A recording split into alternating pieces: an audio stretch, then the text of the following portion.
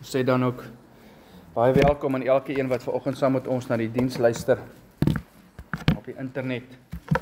Mag die Here sy woord seën. Kom ons vra dit. Here, hier kom ons alweer absoluut afhanklik vanoggend van U. Met 'n begeerte en 'n honger en 'n dors na U woorde. Want Here, hoekom doen ons dit? Want U woorde het lewe in.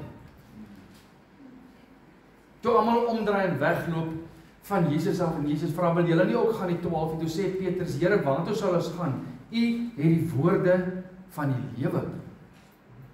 En vanoggend, Here, praat U nog net so hard en duidelik met ons, as toe U by die disippels self was, want U woon in die binnekant, in elkeen van ons. Wat 'n wonderlike voorreg is dit, om die skepper van hemel en aarde te kan dra, en 'n tempel te kan wees vir hom. Spreek vanoggend, Here, uit U woord, want U diensknegte luister. Amen. Goed. Psalm 107 is waar ons vanoggend bietjie gaan stil staan. Psalm 107 het verlede week gefeature aan die einde van ons woord, waar ons gepraat het oor die wysheid wat nodig is om elke dag in jou lewe te feature. Die wysheid van God. Daai wat Jakobus 1 sê, dat die wat wysheid nodig het, dit afbid van die Here, want die Here gee sonder voorbehoud. Sonder voorbehoud beteken, hy het nie voorwendsels.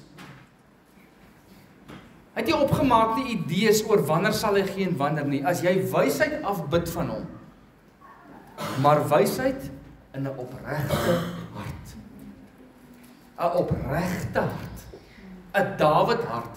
'n smeking. Dawid bly vir my een van die mooiste voorbeelde, want Dawid verteenwoordig die algemene lewe van ek en jy. Dawid het nie 'n skoon 100% gelykpaadjie geloop nie. Dawid het die foute gemaak wat enige mens op aarde maak, maar Dawid se hart, hoe hy voor die Here kom, en hoe hy voor die Here kom ween, en as hy daar opstaan van die grond af, dan vat hy die Here se genade en dan beweeg hy en dan gaan was hy vir hom. En dan sê hy, nou gaan ons aan, ons los die goed agter wat agter is. En dan move ons vorentoe. En as hy weer 'n fout maak, kom kry hy hom weer op sy knieë en op sy aangesig voor die Here. Want in 'n opregte hart wat roep na die Here, gee die Here wysheid. En Psalm 107 het gefeature daar, want daar het ons gelees in vers 36 dat hy gee dit aan die wat hongerig is. Die hongerig is. En ons het mekaar gevra voor ons huis toe gegaan het, is jy honger en dors na die Here? Is jy honger vir wysheid? Of is jy selfvoldaan? Volgeleer? Soos 'n hangkas, sê my vriend wat die Here vir hom wys, wat die bokant van die hangkas is vol klere en die onderkant is leeg. Daar's niks klere nie, maar toe hy bo op maak, toe val alles uit. Sy Here, wat wys hy vir my? Sê die Here, dit is jy. Jou kop is vol kennis, maar jou hart is leeg. En dis 'n probleem. So, vanoggend wil ek hê jy moet besef, dit is iets om aan te leer, dis iets om aan gewoon te raak, in te oefen is die regte konsep. Dis iets om in te oefen in jou lewe, om afhanklik te wees van die Here. Want jy kan dink, omdat jy 'n ding al 100 keer gedoen het, jy weet hoe om dit te doen. En daarom het jy nie meer die Here nodig om dit te doen nie. En jy kan afleer om afhanklik te wees. Psalm 107 het my in die hart gegryp, en sommer vroeg maandagooggend al, na Sondag wat ek Psalm 107 so 'n bietjie deurwerk weer, kom ek agter, hier's baie meer in Psalm 107 wat die Here vir my wil sê. En vanoggend gaan ons nou eintlik 'n vorm van Bybelstudie met mekaar doen. Ons gaan saam deurlees deur Psalm 107. En dan gaan ons net 'n bietjie lekker chat. En jy is so welkom om te sê wat die Here op jou hart sit oor Psalm 104. En ek weet alles was laat gisteraand met die rugby en sommige was nog betrokke by aktiwiteite van skole tot laat gisteraand, so ek wil nie 'n lang storie daarvan maak nie, maar mag die Here vas lê. Alles het een dingetjie vanoggend, vas lê in jou hart. Oor hoe kyk hy na my en jou en wat is sy verwagting wanneer dit kom by 'n komponent van ons, en ek gaan daaroor nou 'n bietjie langer praat. Psalm 107, vers 1. Loof die Here, want hy is goed. Want sy goedertierenheid is tot in ewigheid. Die opskrif is 'n danklied van die verlostes. Nou, ek weet nie van jou nie, maar ek sien myself as 'n verloste. Ek sien myself as iemand wat die Here Jesus aangeneem het as 'n verlosser.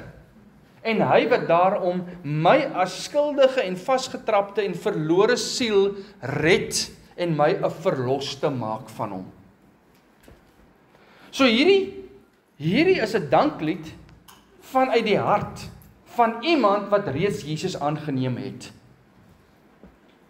Dis nie die danklied van iemand wat net in moeilike omstandighede na die Here roep nie. En nou moet die Here hom verlos van sy situasie nie, en dan kan hy weer aangaan nie.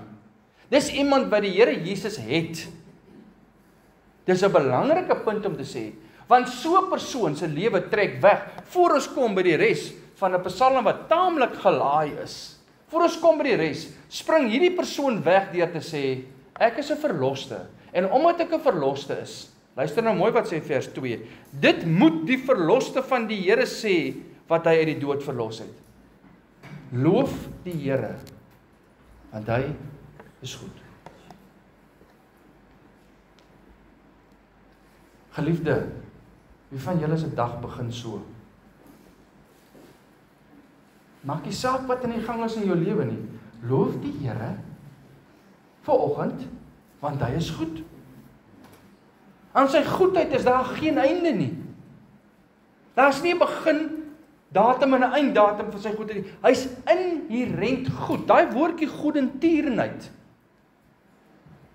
is 'n konsep wat te doen het met 'n Ou Testamentiese woord vir liefde, maar daar's baie meer in as net liefde.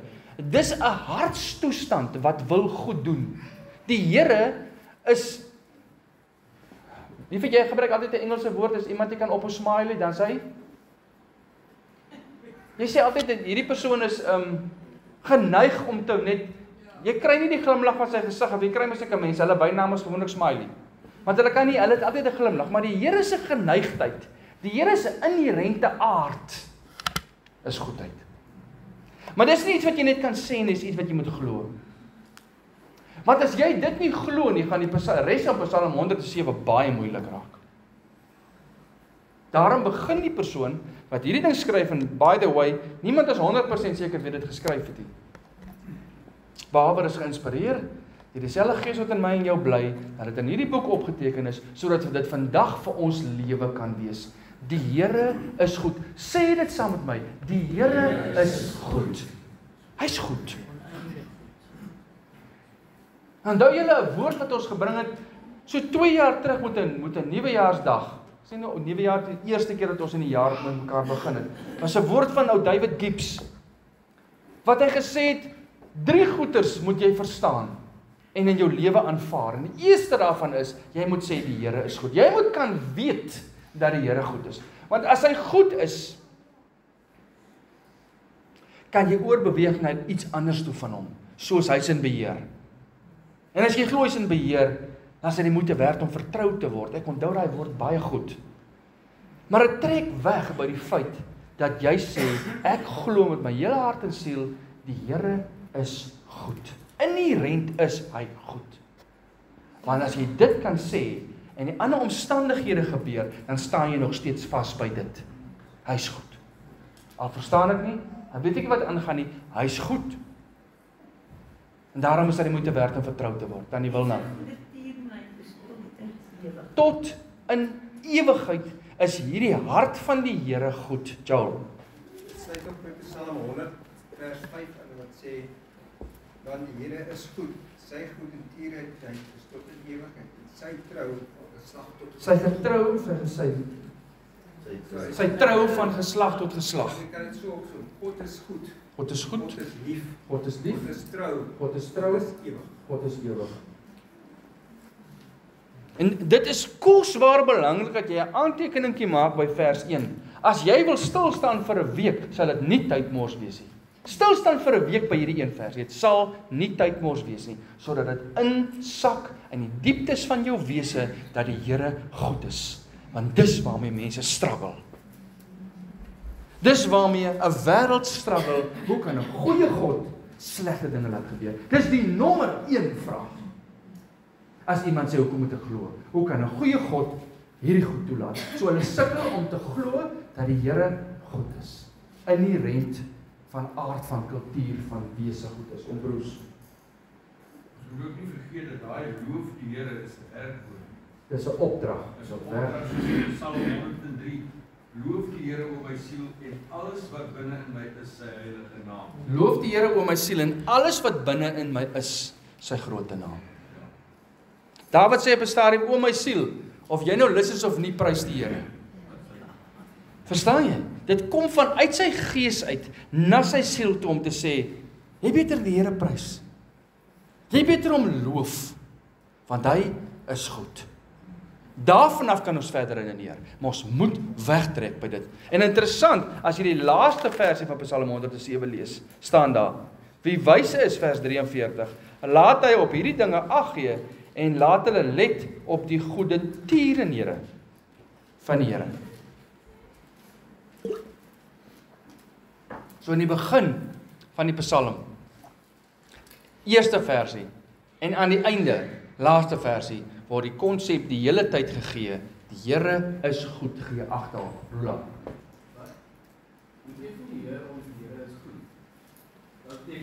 Hoe definieer ons dat die Here goed is? Kom, gemeente. Wat beteken dit as ons sê die Here is goed? Is dit 'n vasvraag? Wil jy my dat sleg laat? Nee, ek het as die Engelse Bybel praat van tierenheid, die direkte vertaling of die woord in Engels wat gebruik word is mercy. Mercy. Ja. Maar mercy en goed is nie noodwendig met dieselfde. Ja. So nou kom is mercy en grace is weer dieselfde nie.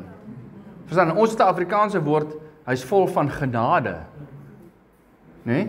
Jonah het mos gesê die Here is goed en vol genade. En barmhartig en vol genade.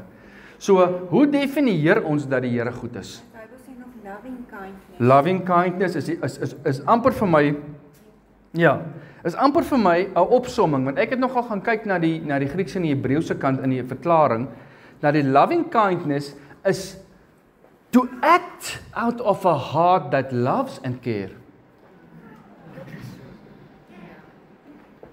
Om op te tree vanuit 'n hart wat liefhet en omgee.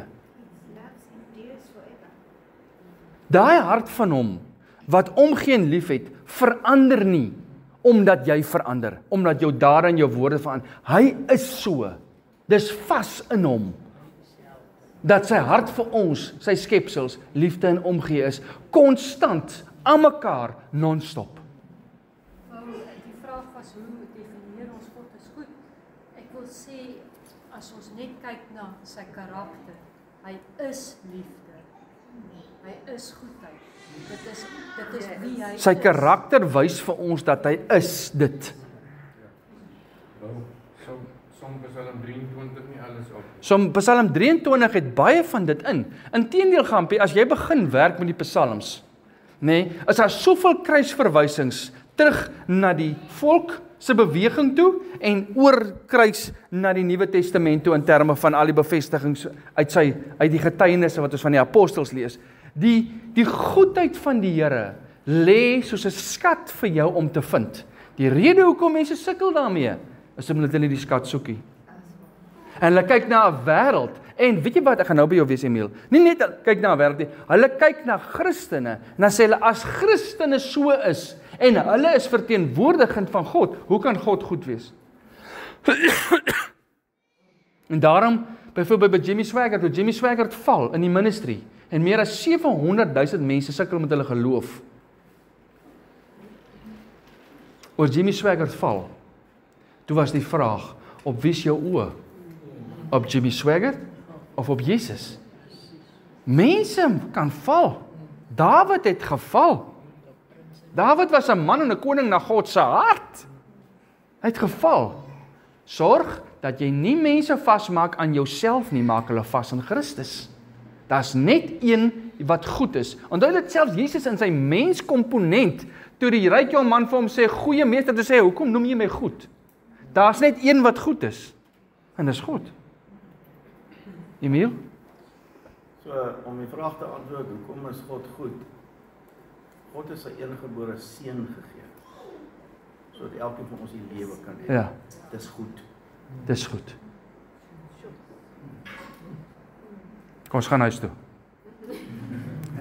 God het sy eniggebore seun gegee, sodat ek en jy wat sleg is, gered kan word. As hy ons dan lief gehad het, terwyl ons nog sondaars was, terwyl ons skree indirek, kruisig hom, sê hy, Vader vergewe hulle, want hulle weet nie, hulle is sleg nie. Maar ek sal uit die goedheid van u hart in hulle plek sterf, sodat hulle van my goedheid kan beleef.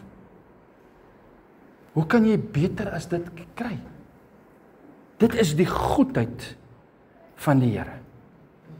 En as ons dit werklik vanoggend glo, gaan ons nou na 4 komponente kyk, waarmee die mensdom sukkel om die goedheid van die Here te beleef.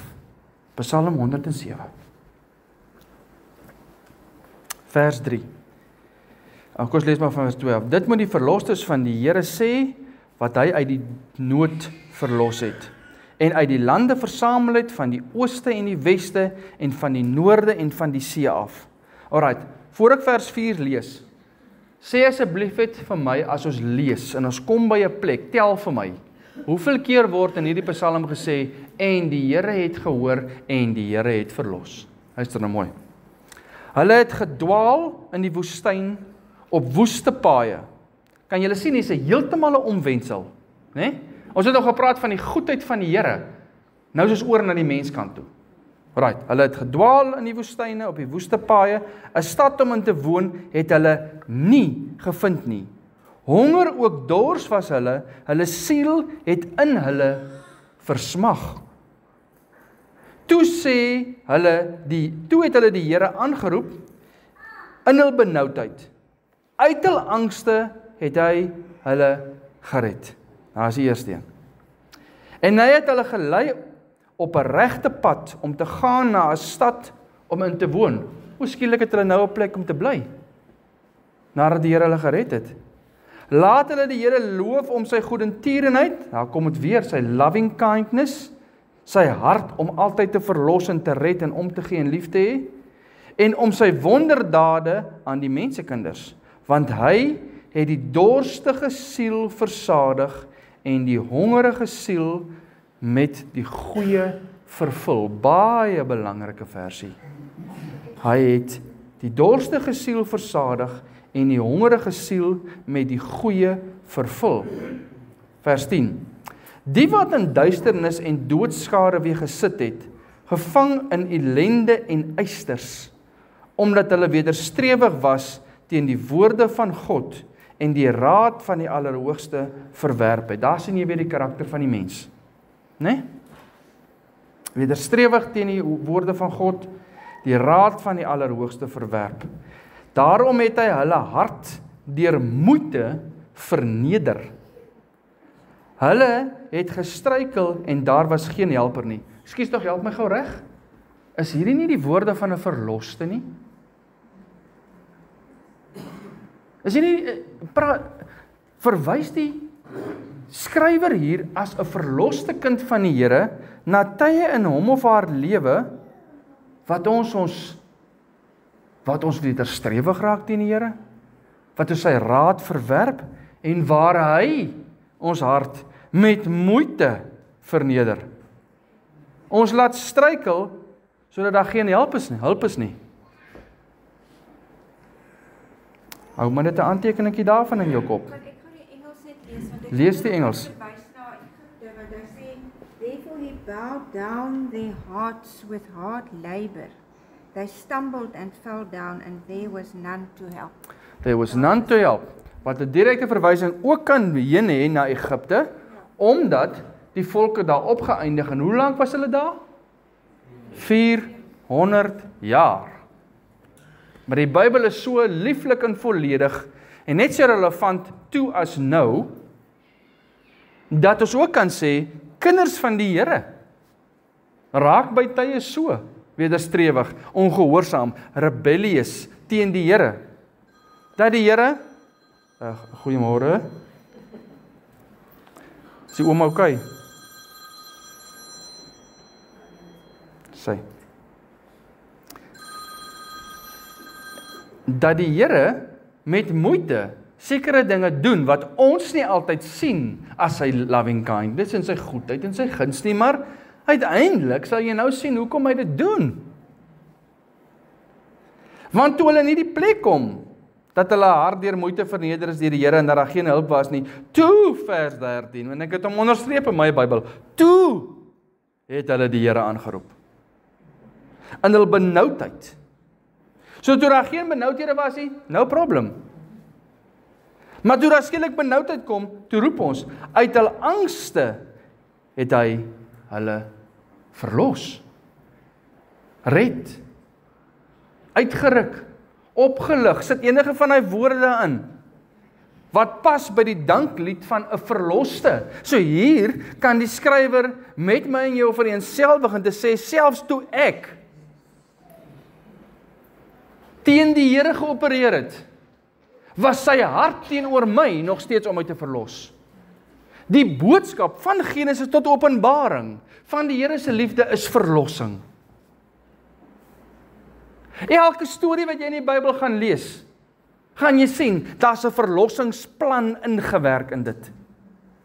Beheer die Here elke keuse wat ek en jy maak? Nee. Weet die Here wat ons gaan besluit? Ja. Kan hy dit wat hy weet, lank vooruit wat ons gaan besluit, ten goeie laat meewerk vir ons, selfs al was ons intensie sleg? Ja. Selfs as ons intensie teen hom om te rebelleer en sy raad te laat gaan, sê die Here, ek sal nog steeds alles wat ek doen, al verstaan jy nie hoekom nie, al weet jy nie wat gaan aan nie, sal die manier wat ek het doen en die intensie van my hart as God sal goedertierenheid wees. Loving kindness. Want hy is goed. Ons het vir mekaar gesê, ons glo dit. So self die manier wat kastyding hier plaasvind en teregwysing hier plaasvind van die Here se kant af na jou toe, sal wees omdat hy lief is en goed is en net die beste vir my en jou in sy hart het. Vers 14. Hy het hulle uit duisternis en doodskade weer laat uitgaan en hulle bande verbreek. Laat hulle die Here loof om sy goedertierenheid en om sy wonderdade aan die mensekinders. Want hy het koperdeure verbreek en ystergrendels stikkend geslaan. Die wat dwaase was vanweë die weg van hulle oortreding en weens hulle eie ongeregtighede gepynig is. Dis die mense wat die verlostes geraak het. Dis die mense wat vasgevang was in 'n kerker, in 'n tronk, in 'n gevangenis, hoe jy dit ook al wil sien, van omstandighede wat hulle self veroorsaak het. En nog steeds kom hierdie God wat goed is en sê, as julle uitroep na my, dan breek ek al hierdie eisters.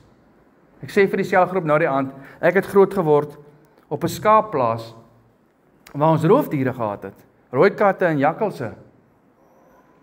En as daar te veel skaap wegraak, dan begin jy slagysters stel, maar ons het nie van slagysters gepraat nie, ons het van eisters gepraat. En vir al die natuurliefhebbers wat nou hierdie boodskap luister, sensor tog nou maar net dit uit asseblief, maar soms kom jy by 'n eyster en daar sit 'n kat, rooi kat. En jy het min dinge gesien wat so harekwas is soos 'n rooi kat en 'n slagyster. Hoekom? Want hy's vasgevang in die eyster. Daai eyster het sy voet gevang. En daai eyster is geanker op die grond. En hy kan nie uit hom loskom nie. So al wat hy kan doen om homself te beskerm, is om aggressief te wees teenoor enige iets rondom hom. Hey, is dit nie ek en jy nie. Wanneer die omstandighede begin druk, en dinge begin raak te veel, en ons voel ons is vasgevang in 'n eyster, dan raak ons lelik met die mense rondom ons. Ons raak kwaai, ons raak aggressief, ons raak geïrriteerd. Raai wat sê iemand? Niemand kan jou kwaad maak en jy kies om kwaad te raak. Niemand kan jou irriteer en jy kies om geïrriteerd te wees. Hoekom? Want my kinders druk so my knoppies. Hoe lank is jy al 'n kind van die Here? Nee, 20 jaar meneer. Hoekom is die knoppie nog daar? Hoekom het jy nog hierdie knoppie na die Here toe gevat en gaan bely voor hy sê, Here, hier's 'n knoppie. En ek wil hierdie knoppie hê nie, want hierdie knoppie laat sit my in 'n yster en ek raak bitterlik lelik met die mense rondom my. Ek soek nie meer die knoppie nie, asseblief Here. Ek roep na U uit my angs en uit my yster uit, verlos my. En die Here sê, enige tyd my kind, ek verbreek vir jou daai yster. En weet wat doen die Here nog? As jy uit die yster uitkom, dan verbind hy self daai wonde wat daai yster veroorsaak het. Oor jare. Weet jy hoeveel kinders van die Here loop rond met wonde wat nooit genees word nie, want ons vra nie die Here vir genesing nie. Dis mos nie so erg nie. Niemand hoef mos te weet nie. Dit is eintlik vernederend om daaroor te praat. So daarom hou ek my wonde vir myself, maar weet jy wat wys aan die buitekant? Die skaars. En elke keer as iemand my knoppie druk, is dit asof die yster van voor af toeslaan op daai seerplek en ek reageer vir die laaste 30 jaar uit presies dieselfde plek as dit gebeur. Omdat jy nog nie geroep het na die Here vir verlossing in daai saak uit nie. En jy's 'n verloste alreeds. Ons gaan nou vinnig bietjie daarna kyk.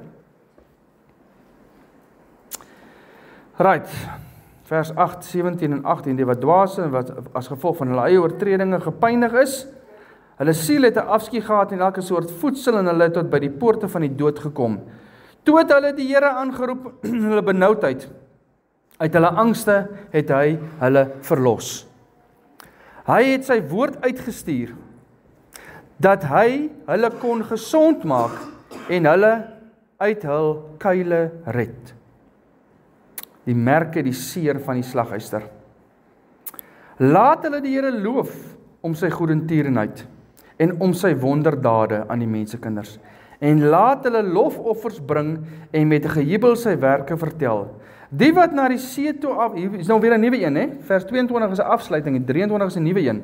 Die wat na die see toe afdaal in skepe wat handel drywe op die groot waters. Hulle het die werke van die Here gesien en sy wonders in die diepte.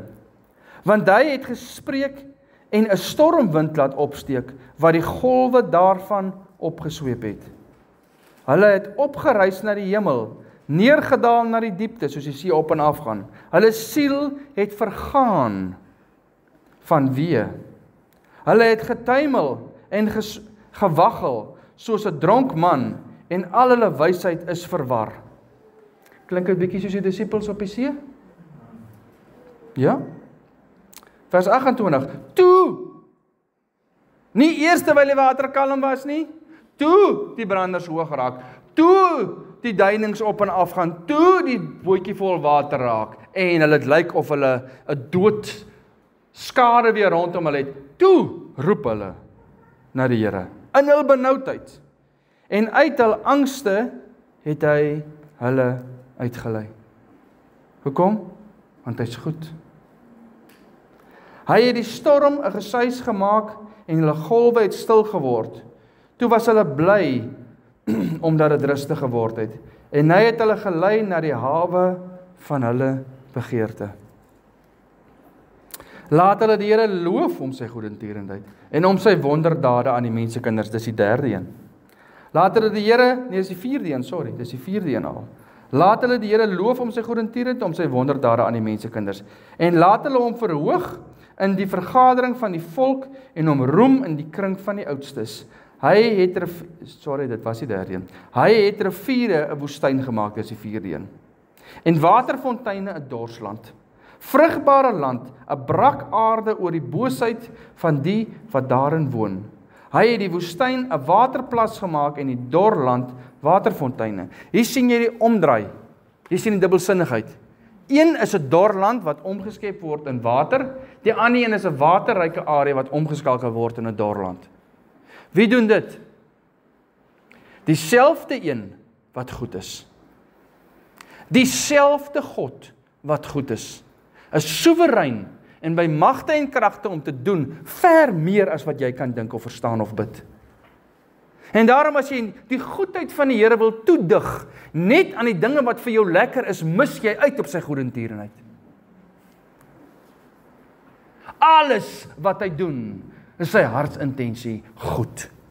Alles wat hy doen en toelaat en laat meewerk, is omdat hy vir my en jou liefhet, tot die mate dat hy sy seun gegee het om te sterf vir ons alles.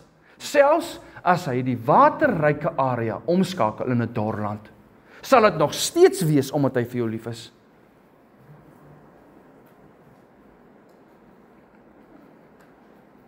Ek wil net sê, kom vir my weer terug na die punt toe dat die Here baie meer geïnteresseerd is in ons verlossing as ons gemaklikheid. En hy sal doen wat hy moet doen om jou tot verlossing te bring. Hy sal doen wat hy moet doen om jou te verlos van die slaguister. En jou te verlos van dit waarmee jy dink jy aangaan, maar dit eer nie die Here nie en dit vul definitief nie in by sy plan wat hy vir jou lewe het nie. Dit maak jou ongemaklik en dit Ja. sit jou in 'n slegte plek. Korrek, en die mense rondom jou. Nee, vers 29 was vir my interessant. Dit sê hy het die storme gesuis gemaak en hulle golwe het stil geword en Hulle golwe het stil geword. dit is baie interessant dat jy kan in 'n storm sit by die Here kan die golwe in jou stil. Ja, dis mooi gesê. Jy is seker met 'n baie wyse man getroud.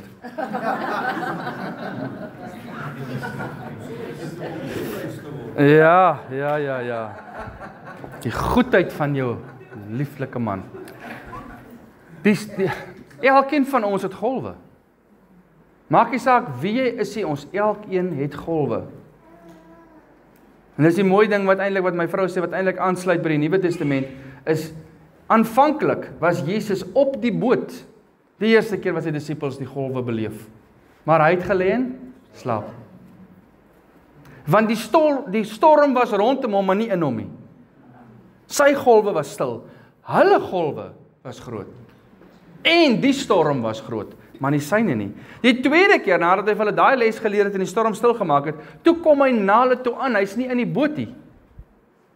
Toe is hulle golwe weer groot. En syne is so rustig dat hy boop dit stap. So hoe lyk joune? Ek weet nie. En hulle het lande gesaai, vers 37, en wingerde geplant wat vrugte as opbrengs verskaf het.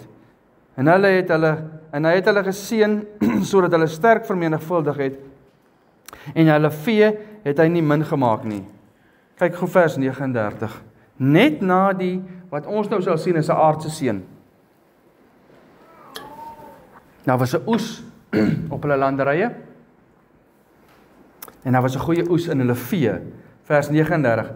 Toe het hulle min geword.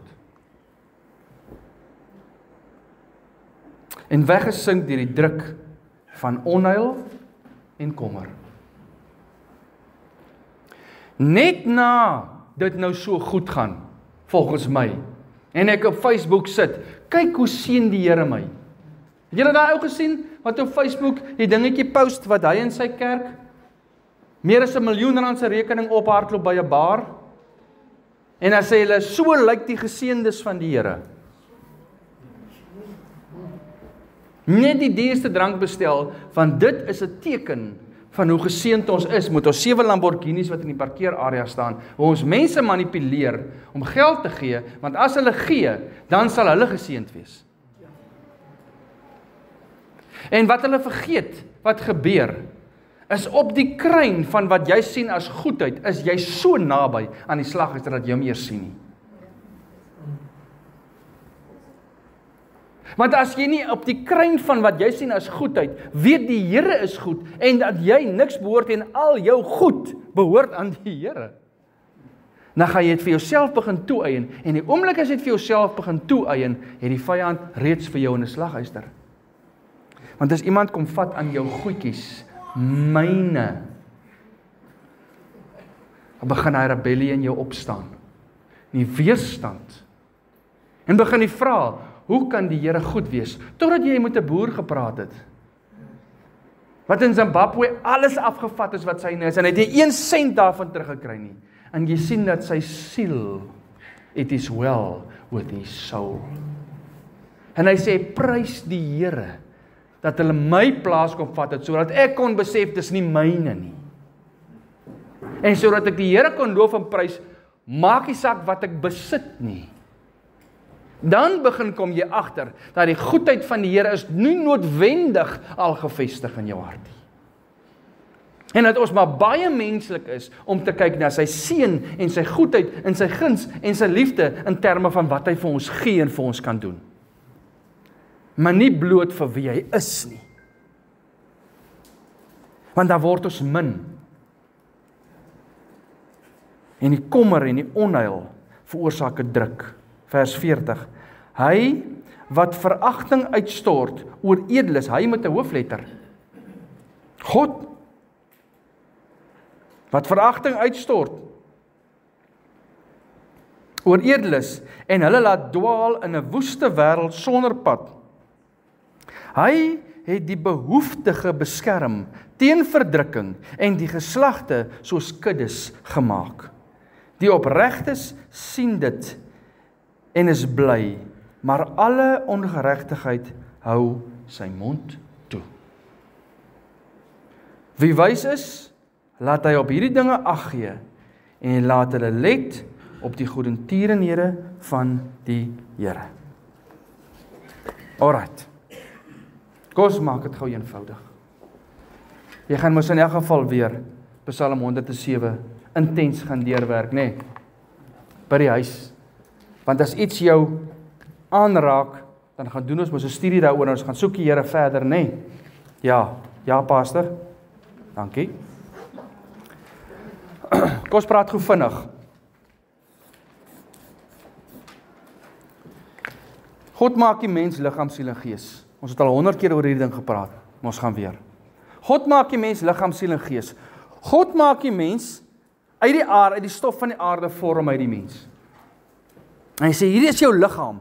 Alles waaraan jy kan vat, van jou hare tot jou hakskeen in die onderkant, is jou liggaam. Alles binne-in, met jou organe, jou bloed en jou are, alles is jou liggaam.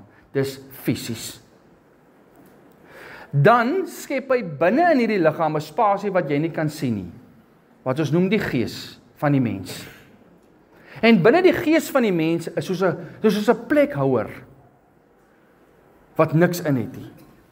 En binne in daai gees kan jy innooi met 'n komponent wat ons die siel noem. Kan jy innooi of die wêreld en sy geeste of die Heilige Gees.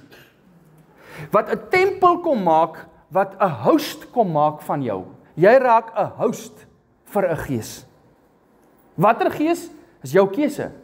En daai keuse is die siel, die intellek, die emosie, die verstand, redenering, alles lê in die sielskomponent, jou persoonlikheid. Alles lê daar. Liggaam, siel en gees. Dit is ons gemaak 'n drie-eenheid. Psalm 107 gaan oor die 4 dimensies van die siel, waar die vyand 'n slaguister kom bring vir jou, en waar die Here verlossing beskikbaar maak vir jou. Alles in een. En die psalmskrywer wil vir jou sê, dat in Engels is dit vir my mooi, the battle for your soul. Psalm 107 gaan oor die geveg tussen die goed en die sleg daar buite, good and bad, evil, teenoor die Here se krag en gesag vir jou siel. Die vyand het een begeerte na, onthou nou, Psalm 107 word geskryf vanuit die konsep dat iemand reeds gered is. Wat beteken in die in die geesdepartement, het die vyand jou klaar verloor. Jy's klaar gered. Jy's klaar 'n verloste van die Here. Jy't klaar in jou geesdimensie, deur wedergeboorte van Johannes 3 wat hy vir Nikodemus verduidelik, het jy reeds die Heilige Gees ingenooi op grond van jou getuienis van Christus, wat hy aan die kruis gedoen het, sy graf, sy opstanding, sy lewe, sy karakter. En omdat jy glo met jou hele hart daarin, het jy die Heilige Gees ontvang as 'n erfenis wat in jou woon, wat vir jou ewigheid beskikbaar maak, en wat vir jou nou leiding hier gee, maar Dit beteken nie omdat jou gees gered en verlos is, dat jou siel gered en verlos is nie. Die proses wat instantly gebeur in jou gees, gebeur nie instantly in jou siel nie. Hoekom nie? Want dit is die vrye wil wat die Here vir my en jou gee, om stukkie vir stukkie jouself, I surrender all, na hom toe te bring. Elke wond, elke dingetjie van die verlede, sit in jou sielsdepartement. Ja, jou brein is 'n harde skyf, wat alles stoor, file save as, maar, dit wat dit inbring soontoe, is jou siel. Jou liggaam beleef dit deur sy senses, voel, hoor, proe, al die goeders is deel van jou liggaam wat die data vat, maar jou siel verwerk dit en gaan stoor dit waar dit moet kom. En met jou siel het jy 'n keuse om daai harde skyf stukkie vir stukkie na die Here te vat, soos die Heilige Gees dit vir jou wys, en te sê, Here, kyk gou in hierdie file, wat niemand weet waar om dit te kry. As ek nou vir jou voor my rekenaar gaan sit, en ek sê vir jou, soek gou vir my 'n file, die file se naam is so, behalwe as jy nou weet om te gaan search daarbo, dat hy die hele database gaan stoor, as ek vir jou sê, jy mag nie dit gebruik nie, jy moet hom gaan soek, gaan jy lank soek, deur al die dokumente, voor jy uitkom by 'n plekkie waar hierdie spesifieke file lê. Hoekom het ek hom daar gesit? Sodat mense hom nie moet sien nie. Want daar lê sensitiewe data binne in daai dokument. Sê nou maar my passwords van my bank, of al daai tipe van dinge, lê in daai dokument. Ek wil nie iemand moet dit sien nie. Kom ons verander dit gou. In die sielsdeparte, in ons brein, lê daar files wat ons siel daar ingesit het, wat ons nie wil hê ander mense moet van weet nie. Goed wat opgesluit lê oor jare. En files wat in plaas daarvan dat jy dit na die Here toe vat, vertroetel jy dit en kry jy jouself jammer daaroor. En blameer jy, en het jy onvergifnis en wrokke teen mense as gevolg van daai files. Ek sal vergewe, maar ek sal nie vergeet nie, want ek weet waar daai file lê. En as ek jou sien, dan weet ek dis jy wat dit veroorsaak het. En die Here sê, daai slaguister is reg voor jou. En weet jy wat, wie stel slaguisters? Die duiwel. Die Satan stel daai uister vir jou. Die Satan weet hoe lyk jou knoppies. Hy het hulle jou gehelp om dit te maak. Vir jou. Net vir jou, Marina, is daar spesifieke knoppies met spesifieke slaguister. En hy stel hom daar, hy hoef hom nie eers te verbloem nie. Hy weet wat is die paadjie wat jy gaan afloop met jou sielsdepartement. Die oomblik as die trigger plaas wat die knoppie word gedruk, gaan Marina so reageer, sy gaan dit doen, kips binne in die slaguister. Daar sit sy. Dis wat uistervarke doen. Vir 'n rooi kat en 'n jakkals moet jy 'n slaguister baie fyn stel. Jy moet sorg dat daar niks reuke en goeters, hulle is skerp, hulle is fyn. Maar 'n uistervark is onnosel. Hy loop in 'n voetpad af. Jy kan maar die uister oop ook stel. Solank daar 'n wat lemoenskilletjie lê of 'n stukkie pampoen, is hy happy. Hy sal in hom trap. Kan ek gou blaatant eerlik met jou wees, uistervark? Kan ek gou blaatant eerlik met jou wees van my kant af? Partykeer is ek 'n onnosel uistervark in die sielsdepartement. Want ek loop in dieselfde voetpaadjie af as elke ander dag. Trap in presies dieselfde slaguister as elke ander dag. Beleef presies dieselfde emosie as elke ander dag. Hoekom? Want ek is nie eerlik en braaf genoeg om te sê, Here, ek is moeg vir hierdie ding nie. Hoekom is ek nie moeg nie? Want ek vertroetel hierdie selfbejammering of whatever jy beleef as jy dit het. Ek vertroetel dit en ek gaan dit nie opgee nie. Psalm 107 gee vir ons 4 komponente. Kom ons begin by die eerste een. Ek gaan hulle in random skryf soos ek hulle beleef het. Is dit reg?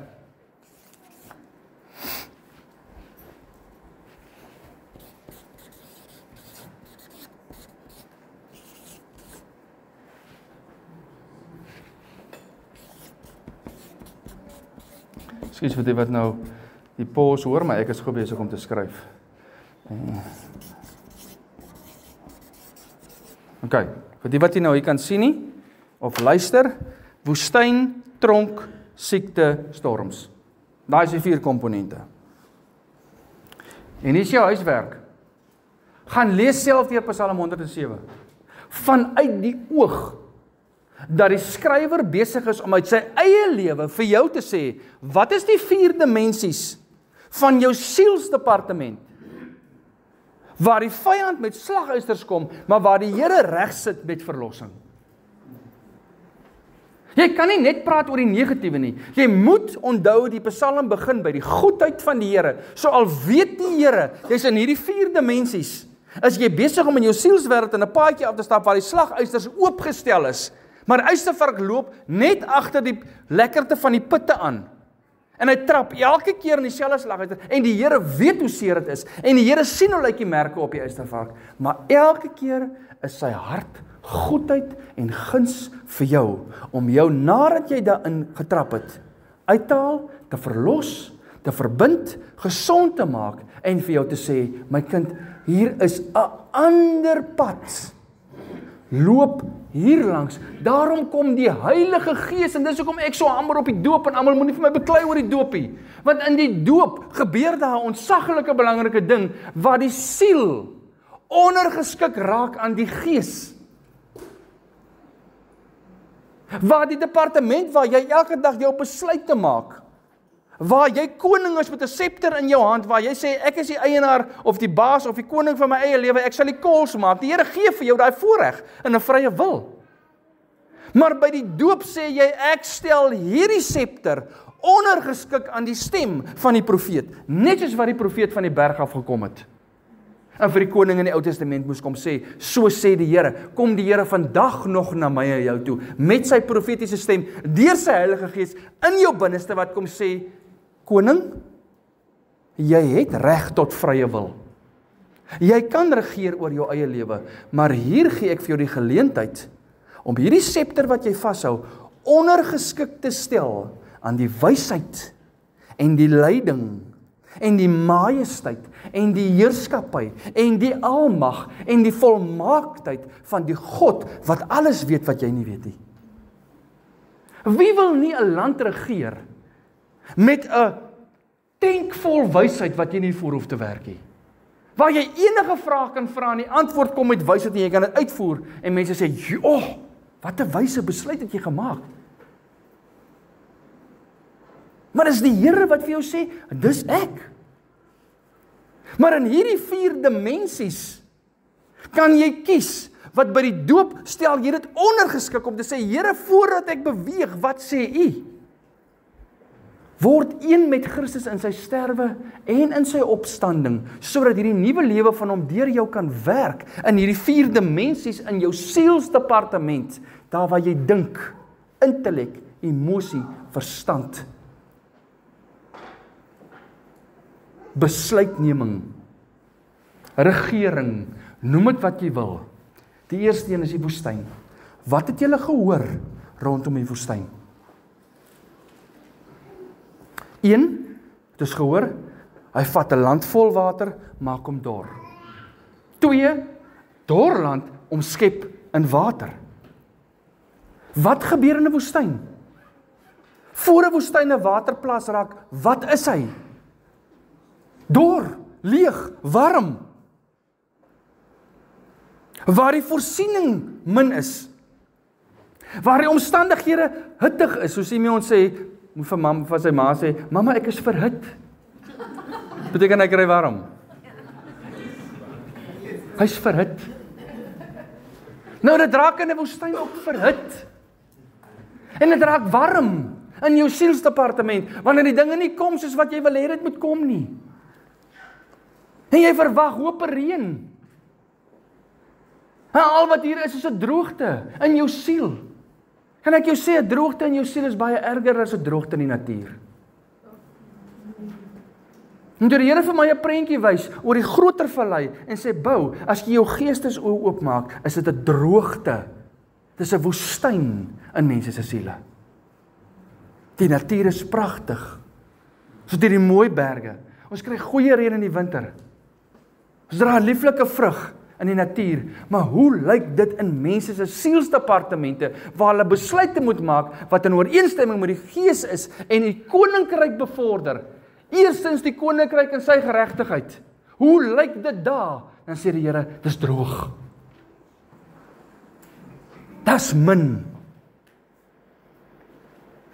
En wanneer dit 'n woestyn is, weet wat doen die vyand? Wanneer jy struggle met die Here se voorsiening in jou siel, en jy oordink dit, en jy bevraagteken dit, dan kom sit hy vir jou die slagysters neer van versoeking. Hoekom? Want dit is presies wat hy met Jesus gedoen het. Die oomblik toe Jesus uit die water van die Jordaan uitkom, en die Gees van die Here vat hom die woestyn in, wat kom doen die vyand? Hy wag. Moenie dadelik sê, Jesus kom versoek nie, want hy het nie dadelik gekom nie. Hy het 40 dae gewag. Hy wag, totdat jou siel uitgemergel is.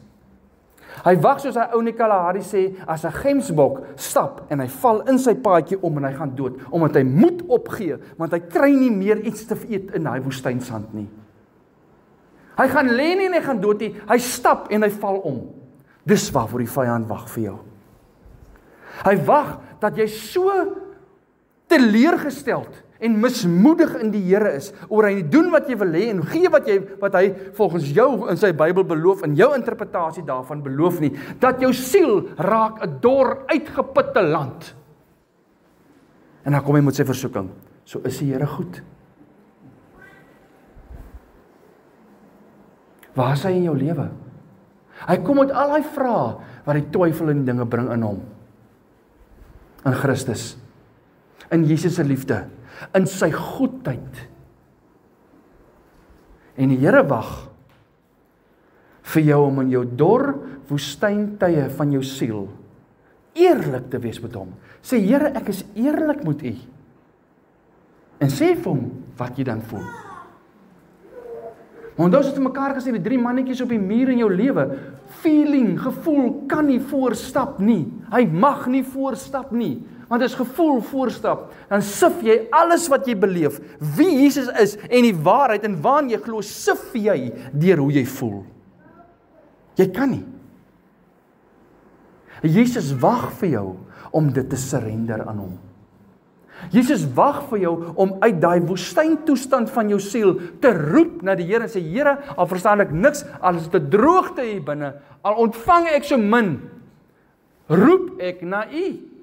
En luister mooi, ek roep nie na U om my te verlos soos wat ek verlos wil wees nie. Dit is 'n baie belangrike ding in jou lewe om te leer. Dit help nie, jy soek 'n verlosser wat soos 'n lifeguard sit en wag net wanneer jy roep nie. Om te doen presies wat jy wil hê hy moet doen nie. Want wie's dan in beheer, hy of jy? Jy. Wanneer 'n droogte is, wag hy op jou om te roep na hom, sodat hy met sy hemelse reën kan kom. En waar hy sy druppels gaan laat val, en waar die waterplasse gaan vorm, en waar die oases gaan ontstaan, is vir hom om te besluit, nie vir jou nie. Want jy moet kan sê, voor die woestyn ontstaan, in die middel van die woestyn, en as die woestyn uiteindig eindig, moet jy kan sê, prys en loof die naam van die Here, want hy is goed, punt. Die tweede area, wat voorkom in jou siel, is 'n tronk. Volgens Psalm 107. Dis waar jy in grendel sit, as gevolg van besluite wat jy gemaak het. Jy's vasgevang in jou foute van gister. En jy kan nie oor dit kom nie. Jy's vasgevang in tronke van wat mense aan jou gedoen het. En jy sit mense in tronke oor wat hulle gedoen het. En daar's ook 'n tronksel vir Jesus in jou hart. En Jesus, U gaan nou toegesluit word, want ek vonnis U, as gevolg van A, B, C en D. Sit daar, ek is nou in rebellie, ek is nou in beheer, want ek is siel. Ek het vir my die reg gegee om te kies, so ek kies nou om te rebelleer. So ek sluit nou vir U toe, sit lekker daar, ek sal 'n broodjie en water bring, as ek lus is. Ek sal so 'n bietjie kom selgroep of whatever, so nou en dan net so, maar verder sit u dan, want ek is nou kwaad vir u. En vir mense, en vir jouself. Almal is dieselfde tronk, maar dit gebeur in jou siel. Jy redeneer oor dit, en jy redeneer nooit vanuit die plek waar jy sê, kom ons gaan na die Here toe nie. Jy redeneer vanuit jou verstaan, en hoe verder jy moet om redeneer, weet wat gebeur met daai saadjie? Hy groei. En 'n saadjie wat groei raak 'n groot boom. En jy gee daai boom water, en jy gee vir hom kunsmis, ons doen dit in die natuur, ons doen dit in ons sielsdepartement ook. En die vyand dra vir ons die kunsmis in die water aan. Hierso, free supply, for you for free. Hierso, gee kunsmis, gooi kunsmis op hierdie bitterheid in jou hart. Gooi kunsmis daarop, man, hou daai mens daar, daai ou moet voel, klaar. Weet hy wat besef jy wat hy jou gedoen het? Weet jy hoeveel geld het hy jou gekos? Gemors, man, skryf hom af. En die Here sê, ek sit met 'n sleutel vir daai tronkdeure. Dis 'n loper. Hy sluit alle deure oop. Maar jy gaan die besluit moet maak met jou siel om my toe te laat om daai tronkdeure te gaan oopsluit. En dan, my kind, gaan jy my deur waar jy my toegesluit het ook moet oopsluit. Want voordat jy nie vir my uit jou tronk uit laat kom nie dat God nie iets kan doen nie, dis 'n denkbeeldige prentjie, vertrou jy hom nie volledig nie. En is jy besig met godsdiens in plaas van 'n verhouding. En die Here wil jou verlos van die eisters, slageisters, en hy wil jou verlos van die tronke, die gevangenis daar binne. En daarom was daai reeks van 70 times 7 so kosbaar dat ons verlede jaar deurgewerk het. As jy nog nie gehad het, asseblief vra iemand wat jy ken of vra my om vir jou aan te stuur of search hom net op YouTube.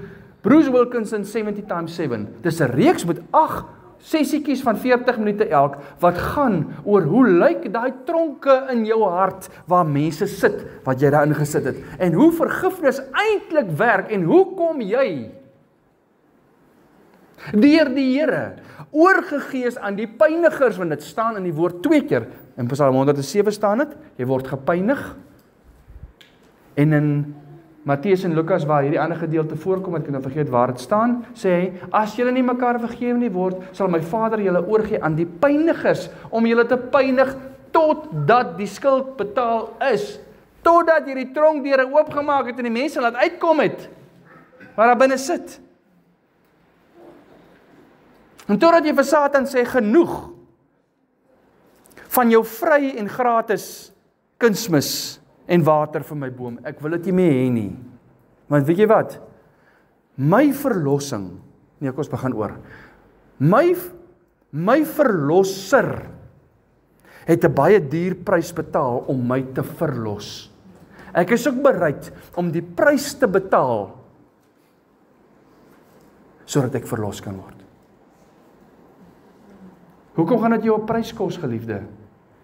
Want jy gaan moet afstand doen van die gesprekke wat jy met jouself oor en oor in jou kop het, oor die tronk en die mense daar binne. Jy gaan moet vryspreek en dit gaan moeilik wees. Maar as jy dit genoeg gedoen het en die verlossing het plaasgevind, dan kom daar 'n vryheid en 'n vrede wat alle verstand te bowe gaan en die tronkdeure staan oop. En raai wat? As jy mense in tronk hou, moet jy vir hulle kos gee. Prisoners of war. Dit kos jou ook 'n prys. Ietsie anders wat ek saam met 'n tronk wil sê is, 'n tronk word genoem 'n korrektiewe diens. Wanneer jy in 'n tronk beland wat jy self gekies het,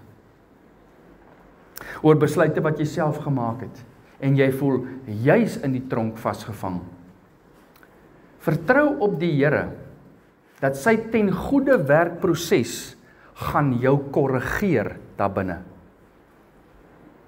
Die Here tigtig die wat hy lief het. En as hy dit nie doen nie, is jy nie opregte seun of 'n dogter van hom nie. Maar as jy aanmeld by die korrektiewe dienste en sê, Here, U moet my nou korrigeer, ek moet terug gerehabiliteer word in U weë in U koninkryk in. Laat hom toe om vanuit sy hart wat goed is, die korreksie te doen. Die nuwe pad te wys. Uit te wys waar die vrotkolle sit in jou lewe, soos wat hy vir Saggeus gedoen het. Saggeus is vir my een van die mooiste voorbeelde. Hy haal hy ou uit 'n boom uit, omdat hy honger is. Hy gaan eet by hom in sy skuldige tronktoestand, verlore. Maar daar binne het iets gebeur terwyl hy by hom eet, maar toe hy uitkom, toe's daai oue verloste. Toe's daai ou gekorrigeer, gerehabiliteer, en toe hy uitkom, toe gaan maak hy reg met elkeen daar buite wat in sy hart in 'n tronk is of aan wie hy iets gedoen het wat nie reg was nie.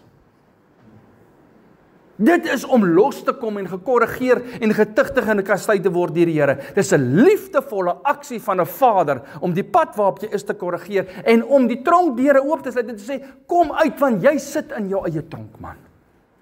Kom raak vry, ek het so baie om vir jou te wys.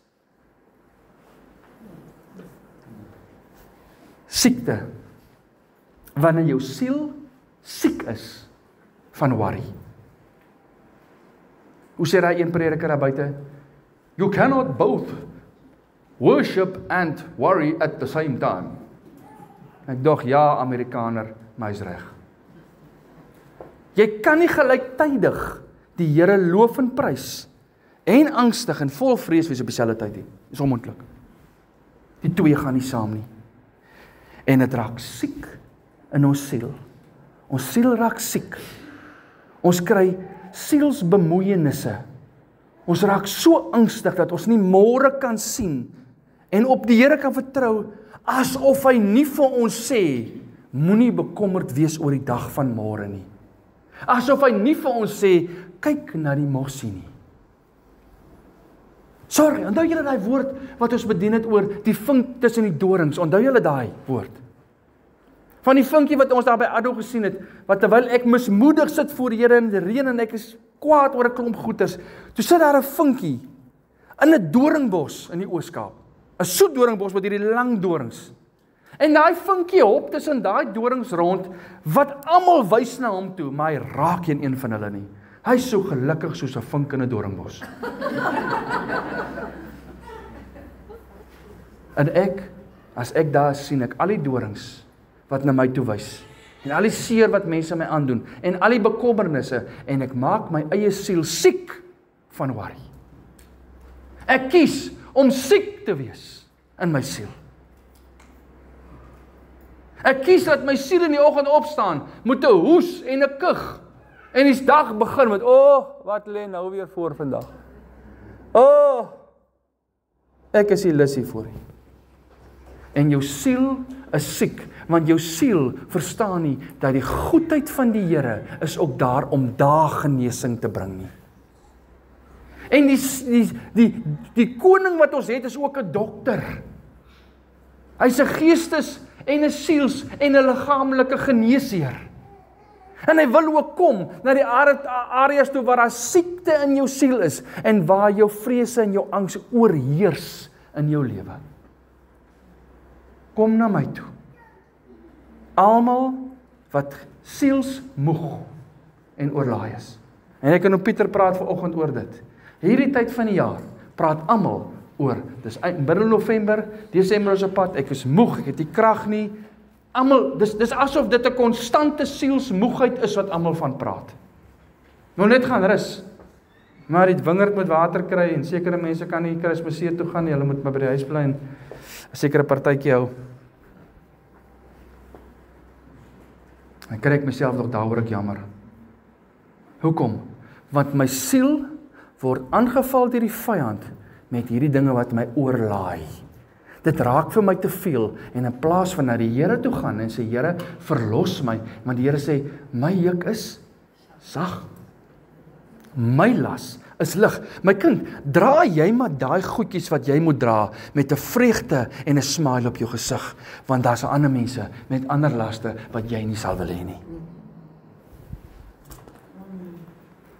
En as jy die las wat jy moet dra moet vergelyk met die las, die sielslas wat Jesus moes dra, toe hy in daai tuin staan, onthou, het van die begin af geweet wat op pad is, maar toe dit actually gebeur, is iets anders. Jy kan weet van 'n moeilike ding wat op pad is, maar as jy in hom instap, en hier is hy nou, raak dit iets anders. En Jesus sit in daai tuin, en hulle sê vir omtrent 400 meter kon hy sien, hoe die fakkels na hom toe aankom met die soldate, en almal hardloop weg, behalwe hy.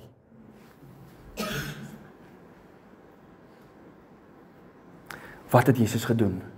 Vader, ek sweet bloed oor wat vir my wag. En sy sweetkliertjies bars in die fisiese, sodat daar bloed uitkom van angstigheid. En hoe die siekte oor sy siel wil kom, en dit wil oorheers met angs en vrees. En hy sê, nogtans nie my wil nie, en ek vind my vrede in U wil. Daarom sal ek opstaan, te midde van my vrese, te midde van my angste, te midde van my onsekerhede, en ek sal U vertrou, Here, met krag vir hierdie dag. Môre bring sy eie, môre sal ek nuwe manna krag kom haal by U, maar vandag vertrou ek op U. Ek weet nie om deur hierdie dag te kom met my siel nie. My siel is moeg, my siel is stikkend, my siel ween, my siel is in depressie, my siel, wat ook al die moegheid wat daar is 'n siekte. En die vyand wil dit teen jou gebruik, en die Here sê, ek wil jou verlos. Jy is reeds in jou gees 'n verloste, my kind, maar jou siel bly op hierdie plek. En hoe gaan jy my loof in vers 1? En hoe gaan jy my loof in vers 43? As jy nie in die middel kan sê, te midde van my vrese en my angste en my sielsiekheid is die Here goed. Dis wat jy my moet uitkom. En jy moet dit kan bedoel. Want dan kan jy langs 'n ander persoon gaan sit en sê, dis oukei, my geliefde, om deur hierdie sielsgoed te gaan, maar kom ek stap saam met jou na die geneesheer toe. In plaas van om iemand te wil uitruk uit daai plek wat hulle is. Don't do it. Dis nie liefde nie. Liefde gaan sit langs iemand. Liefde omarm. Liefde sê dis oukei. Liefde sê, kom ons staan op en kom ons beweeg na hom toe. Al is dit een treetjie op 'n slag, maar is 'n treetjie nader aan hom. Nie verder weg van hom af nie, anders gaan jy van jou siekte af terug tronk toe. En is die Here in die tronk wanneer hy dit toegelaat. En dan moet jy vir Job gaan lees. Dan gaan vat jy vir Job. Dan werk jy gou deur Job se 42 hoofstukkies, dan kyk jy gou of Job enige van die goed gekies het wat oor sy pad gekom het. Dan kyk jy gou hoe die vyand by Jesus aankom en sê, Jesus sê van, ek het vir Job gesien. My dienaar. Ja, maar dis maar net omdat dit met hom goed gaan. Okay, kom ons vat van die goedjies weg. Nou kyk ons. Okay, is reg. Waar Job begin het en waar Job eindig, is so verskillend in sy karakter, dat Job in Job 38 sê, ek herroep alles wat ek gesê het, want ek het U van hoorsê geleer ken, maar nou het ek die goedheid en die guns in die oog gekyk. Ten spyte van my sere, ten spyte van my verliese, ten spyte van my sielsdimensie, sy tronke en sy vraagstukke en sy siektes en woestyne en al die goed kan ek sê, prys die Here, sê Job. Gaan lees sy woorde. Prys die Here, die een wat gee en die een wat neem. Job is op 'n baie beter plek aan die einde as aan die begin. So moenie vir my sê dat dit nie ten goeie meegewerk vir Job in sy siel nie. Die laaste een. Die storms. En die storms van jou siel kan jy nie keer nie, my geliefde. Dit is waar die winde rondom jou opsteek. Dis winde wat op hierdie aarde gaan waai na jou siel toe. Dis waar die storms gaan opsteek en ek kyk nou spesifiek na die twee wat binnekort gaan trou. Die huwelik is 'n lieflike plek, my ou geliefdetjies. Ek kan vir julle sê, dis 'n kosbare plek, maar daar gaan stormpies wees. En daar gaan golfies opkom, en die enigste doel van daai storm gaan wees, om tussen julle twee in te kom, en julle te skei van bootjie. en julle bootjie te breek, want die water raak so baie, dat jy skep en jy kry dit nie meer uit nie, want as jy uitskep, kom maar 'n groter golf en hy kom in. En daar's net een manier, nooi die verlosser in jou boot in. Dis net hy wat daai storm laat loop lê, maar dit gaan lê nie omdat jy kwaad raak daaroor nie. Die storm gaan lê nie omdat jy probeer dit uit te figure nie. Gaan probeer in 'n storm. Ek was in 'n klein bootjie in 'n storm op 'n slag. Klein bootjie. Met 'n engine op wat vinnig kon beweeg, maar ek was so bang want ek kom van Calvinia af, daar's nie water nie. Die skaap drink die water, ons morsie daarin nie. Nou soos op hierdie bootjie, die res van die mense is nie bekommerd nie. Hulle ken dit. Ek sweet amper bloed oor die duinings en die golwe. Want hoekom? Ek kan niks daaraan doen nie. Ek kan dit nie beheer nie. En dis wat storms doen in jou siel. As jy kom agter ek is uit beheer uit, ek kan dit nie beheer nie. Dis te veel vir my. En dis waar die gemsbok stap en omval en moed opgee. En miskien moet ek maar my lewe eindig. En miskien niemand is lief vir my nie en almal is teen my en dan begin hy storms optel en die winde raak meer en die golwe raak groter. En die vyand blaas dit aan so bestig as kan, want hoe meer die storms, hoe groter is die kans dat jy die Here kan verloon en verwerp. Maar jou verlosser is op een van twee plekke.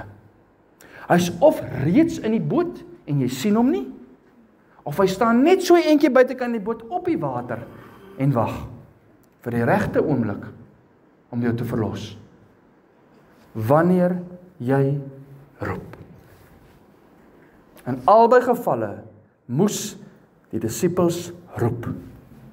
Gaan kyk 'n bietjie. In elkeen van hierdie 4 dimensies in Psalm 107 is dit sleg, dan roep hulle uit, dan kom die Here, dan verlos hy. Sleg, dan roep hulle uit, dan kom die Here, dan verlos hy. En net na elke verlossing staan daar, prys die Here, loof sy naam vir sy goedertierenheid, is tot in ewigheid en sy weldade aan die mensekinders. Hy doen weldade aan ons. Hy kom verlos ons. Woestyne, tronke, siektes en storms in jou siel. Die slaguisters, die winde, die droogtes, die bekommernisse, die tronkdeure in jou siel. Vat dit na die Here toe. Ek sluit af met 'n stukkie huiswerk. In Matteus 5 tot 7 kry jy die bergpredikasie. Want, voor hom broers het vir my vra, dat ek liewer maar sê, nou wat nou? Dis nou 'n mooi woord, cool, nou wat nou? Wat moet ek nou hiermee doen? Ek weet nou dit nou, hoe moet ek dit hanteer? Bergpredikasie is van die mees praktiese advies wat Jesus vir die mense rondom hom gee. 5, 6 en 7, net 3 hoofstukkies. So maklik om hierdie week deur Psalm 107 en die bergpredikasie te werk. So maklik, min huiswerk. Nee, een dag, ouma, een dag. Deurwerk. Waar Jesus fisies net gaan sit en sê, kom nou, kom ons praat gou deur die 4 dimensies wat na jou kant toe gaan kom en hoe moet te hanteer. En hy gee daai eenvoudige, wonderlike advies. Kom ons lees net so vinnige paar, ons gaan nie eers veel daarom omstaan nie. Ons het verlede week gelees, geseënd is die wat arm is van gees, geseënd is die wat treur, geseënd is die wat sagmoedig is, geseënd is die wat vervolg word, geseënd is die wat vredemakers is, al daai pragtige goed. Vers 13, julle is die sout van die aarde, julle is die lig vir die wêreld. Mens sit tog nie 'n lig onder 'n maatemmer, jy sit hom op 'n staander dat almal die lig kan sien. Vers 25, wees gou goedgesind teenoor jou teepartye, solank as jy nog saam met hom op die pad is, sodat die teeparty jou nie miskien oorgee aan die regter en die regter jou oorgee aan die geregtigheidsdienaar nie. Kyk 'n bietjie. Einde van Matteus 5. Maar ek sê vir julle moet julle vyande lief hê, sien nie wat julle in tronke sit en julle beledig. Wees vir hulle lief, want as julle lief het, as julle die liefhet wat vir julle liefhet, watter loon het julle? Doen die tollenaar nie ook dieselfde nie? En as julle net julle broeders groet, wat besonders doen julle dan? Doen die tollenaar nie ook dit nie? Wees julle dan volmaak soos die Vader is in die hemele volmaak is, wees lief vir julle vyande. Matteus 6 het die Onse Vader in, interessant. Bid tydens julle tyd, wat julle verdrukking in julle siele het. So kan jy self verder deurgaan. Al wat ek wil sê is, die Here gee praktiese advies, want as jy nie honger is, om dit te wil hê nie, gaan jy op jou eie, deur jou siels, woestyne en tronke, en siektes en storms, gaan jy struggle. Maar as jy honger is na die Here, dan gaan jy na sy woord toe gaan, jy gaan na gebed toe gaan, jy gaan na fellowship toe gaan saam met medegelowiges. Jy gaan jou begin broos maak vir mense, jy gaan sê, bid vir my. Jy gaan bid saam met ander vir hulle dimensies van siel. Jy gaan saam stap met hulle. Daar is nie 'n beter remedie vir 'n siel wat in 'n toestand is as woord en gebed nie. Daar is nie. Maar as jy nie honger en dors is nie, gaan jy dit nie ontvang nie. So mag jy hierdie week, wanneer jy deur hierdie goed werk, besef, ek en jy is so afhanklik van 'n verlosser in ons siele. Want soos wat hy vir ons verlos van hierdie goeders en ons gesond maak, word ons vernuwe, al nader na die beeld van die volmaakte, Jesus Christus. En daarom gaan ons nou na die nagmaaltafel toe gaan. Ek vra gou vir 'n paar manne om gou vir my net die glasies te gooi en die broodjies te begin uitdeel, en wanneer ons nagmaaltafel toe gaan, en ek gaan nou vir die res van die mense totsiens sê, maar wanneer ons na die nagmaaltafel toe gaan, dan gaan ons na die nagmaaltafel toe as verlostes. Verlostes in ons gees, wat verlossing in ons siele nodig het. En ons gaan sê, dankie, dat 'n verlosser reeds die verlossing van elke sielsdimensie vir ons beskikbaar gemaak het. En dat hy reeds met sy bloed daarvoor betaal het. Dis 'n afgehandelde saak. Dis 'n geskenk wat lê en wag vir jou om te gaan optel, maar hy's net te vinde en te ontvang, nie deur Timo nie en nie deur Takealot nie. Jy kan hom net gaan afhaal by die troonkamer. Dis reeds joune, jy moet hom net gaan afhaal by die troonkamer. En jy gaan haal hom af by die troonkamer, deur 'n keuse op die aarde te maak, dat hy wil klaarmaak met hierdie tronk. Ek wil klaarmaak met hierdie droogte. Ek wil klaarmaak met hierdie storm. Ek wil klaarmaak met hierdie siekte. Ek wil klaarmaak met die vyand se hou vas op my. En die verlossing wag by die troonkamer. Vir jou, om te gaan buig, en te gaan uitroep na hulp, en te weet met 'n vaste vertroue, sonder om te twyfel, hy is goed. En as hy jou verlos het, sal hy ook die stikkend en die seer ten goeie laat meewerk, en sal die vyand se planne teen hom draai.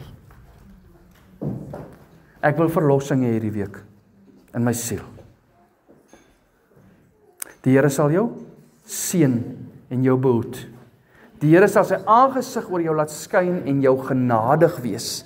Die Here sal sy aangesig oor jou verhef en aan jou sy vrede gee. En nou mag die genade van ons Here Jesus Christus en die liefde en verlossing van die Heilige Gees met jou wees en met jou bly. Amen.